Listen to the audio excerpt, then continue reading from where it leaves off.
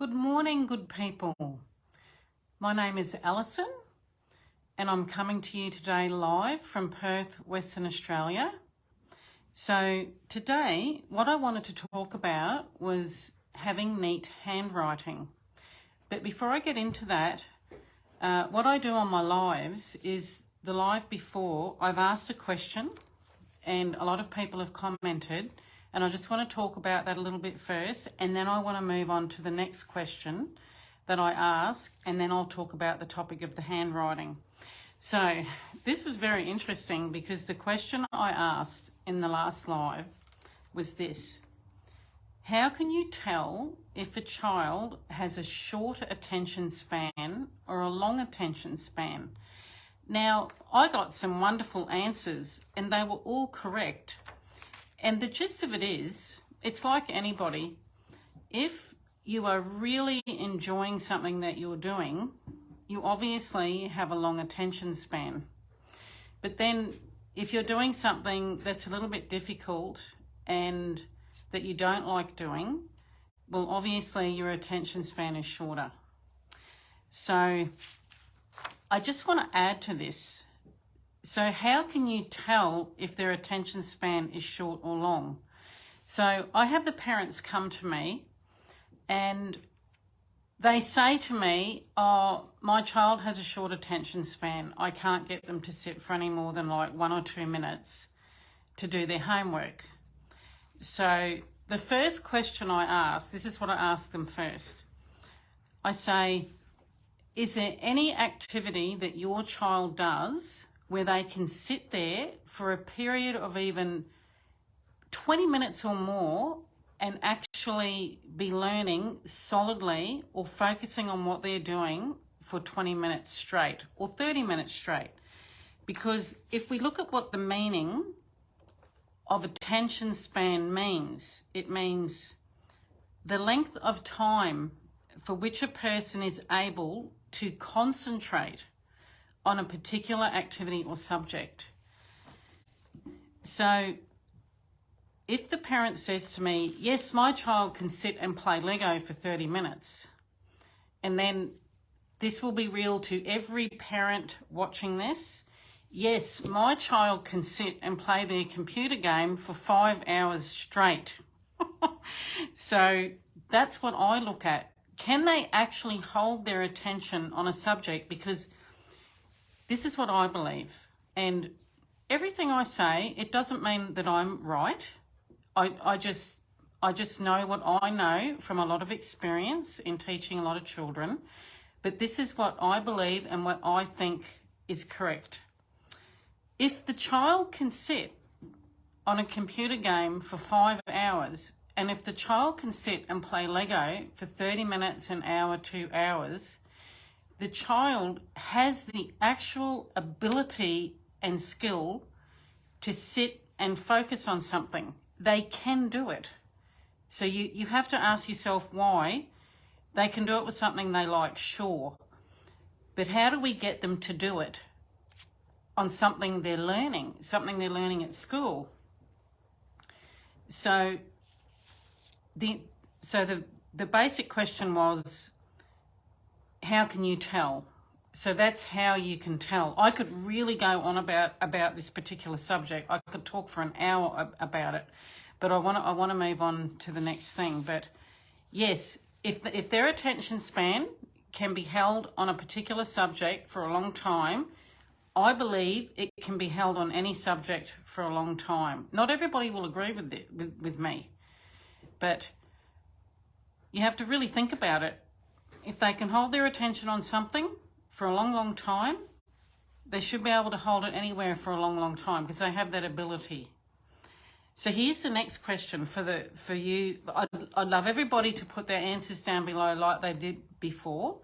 I have intelligent viewers, what can I say? People know this stuff. So here's the next question.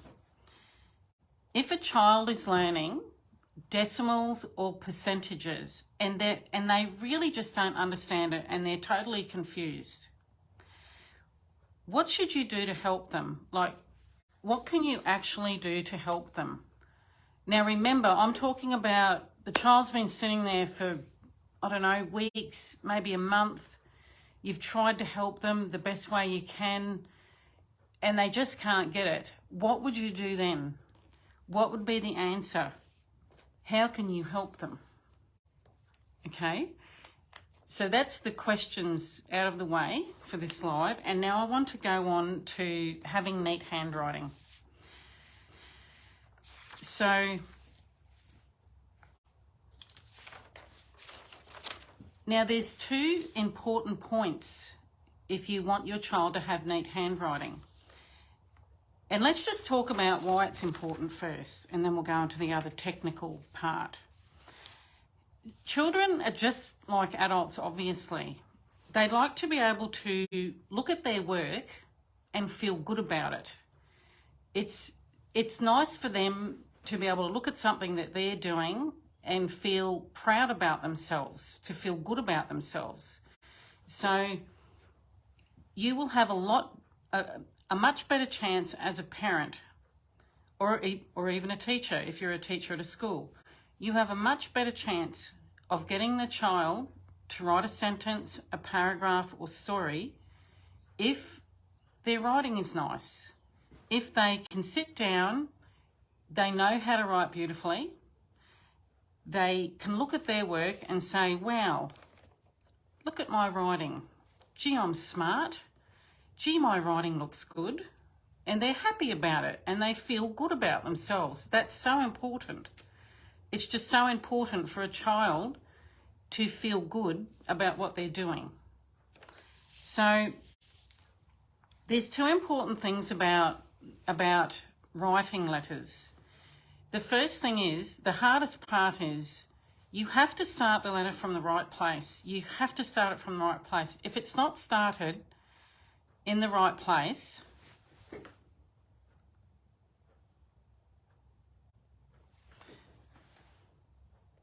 apologies, I'm still learning how to work the live and pressing all the buttons and everything, so forgive me. So yes, if they can start it in the right place, that is the first step to neat handwriting. It's the first thing that they have to know. If they start it in the wrong place, it goes all wonky and it's all done backwards. And if you start it in the right place, in the wrong place, it ends in the wrong place. So yes, you started in the right place. I've said that a few times now. Now, after they know where to start it in the right place, they have to know which direction to go after they started in the right place. Now, with some letters, it's obvious, right? With the letter T, you start it from the top and you just go straight down. That's like pretty simple. But even with the letter T, some children start it from the bottom and they go up, right? But I'm talking about letters like the letter A. When they write the letter A, you know, you start it from the very, very top corner, the top right corner. Some children go down and then around, and it just looks like a weird symbol. But so you have to start it in the right place, and then you have to know which direction to go after you start it. So you have to know where to start it, what direction to go after it's started, and then sometimes with the letters, for example, let me think of a letter. If you're writing the letter, the capital letter R, okay, so you start it from the top and you go down, but when you reach the bottom, you have to lift the pencil, and then you start from the top again. Otherwise, it looks like a small letter R. So there's many, many things to know about writing the letters, but I guarantee you, if you teach the child young and they know how to write the letters, it will make it so much easier for them to be able to write their sentences quickly, their stories quickly as they get a little bit older, and they'll be proud of themselves. They will literally be looking at their page thinking, gee, I just wrote a sentence. I just wrote a story, you know, and they're proud of themselves. So some people have asked me, will my program work if I'm in a different state or if I'm in a different country? Well, if you're writing English, if you're trying to teach a child how to write the English letters of the alphabet, it doesn't matter where you are, all the letters start in the right place. Like, the only difference is you might have dotted thirds and you've got like a solid line and then you've got 2 dotted lines and another solid line. And some people, some countries, states, wherever you are, start the letters in the middle of the dotted lines and some start on the solid line. So in my video, what I've done, there's a short video that talks about where you start the letters, because you know there's a head, body and tail of each letter. So it doesn't matter where you are, you just have to decide where your head, body and tail is of the letters, and then you follow it as per my instructions and you'll know exactly where to start the letters. And there's an introduction video in my program, in my letter formation program, which covers everything. So there's always an introduction in my programs, because if there's no introduction, you won't actually know what to do with the program. So what I'll do after this live is I'll put in the comments below the link for the letter formation program if you want to have a look. If you press on the link, it has everything about the program, and at the very bottom it's got the full course contents, and there's about 20 videos that are absolutely free.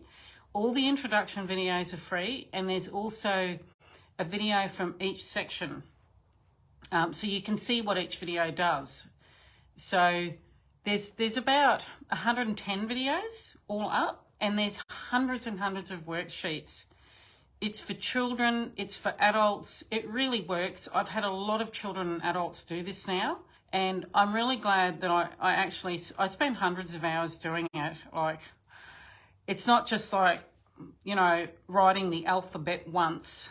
There is one letter for each letter of the alphabet, and I've done the 4 sheets for the alphabet and an individual video for each letter for the print and the cursive style of writing for both the small and the capital letter.